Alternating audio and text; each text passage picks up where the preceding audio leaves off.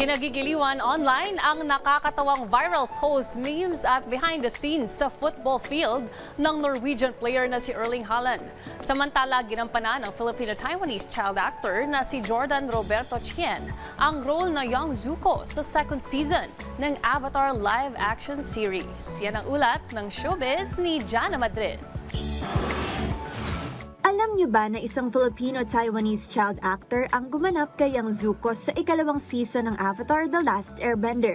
Siya ay si Roberto Chien, anak ng Filipina International Star Search champion na si Josephine Banig Roberto. Lumalabas ang batang aktor sa ikalawang episode kung saan ginampanan niya ang mas batang bersyon ng skilled firebender at ang ipinatapong Crown Prince of the Fire Nation na ngayon ay nasa Earth Kingdom.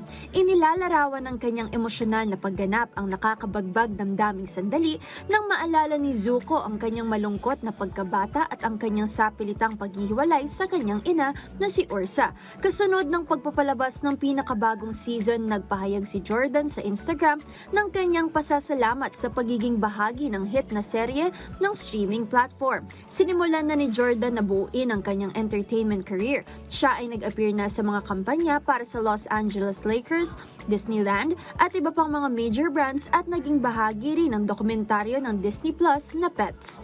Binibigkas din niya ang mga batang karakter sa mga produksyon kasama ang Yo Gabba Gabba Land sa edad na 6 na taong gulang pa lamang. Hindi lang sa football field nangingibabaw si Norwegian football star Erling Haaland, viral din siya sa social media. Bukod sa pagiging isa sa pinakamagaling na goal scorers sa mundo, pinag-uusapan si Haaland dahil sa kanyang nakakatawang personalidad, viral memes at mga behind-the-scenes videos na kinagigiliwan ng fans. Dahil sa kanyang kakaibang kombinasyon ng world-class talent at natural na sense of humor, mas lalo pa siyang nakilala maging ng mga hindi naman sumusubaybay sa football. Umabot na rin sa 60 million ang followers nito sa Instagram. Kamakailan lang sa pagbabalik niya sa Norway, spotted ito na may bitbit na tila mukhang totoo na hayop na may hawak na alak. Habang papalabas ng sakay ng kanilang pribadong eroplano, souvenir ito ng atleta mula sa World Cup.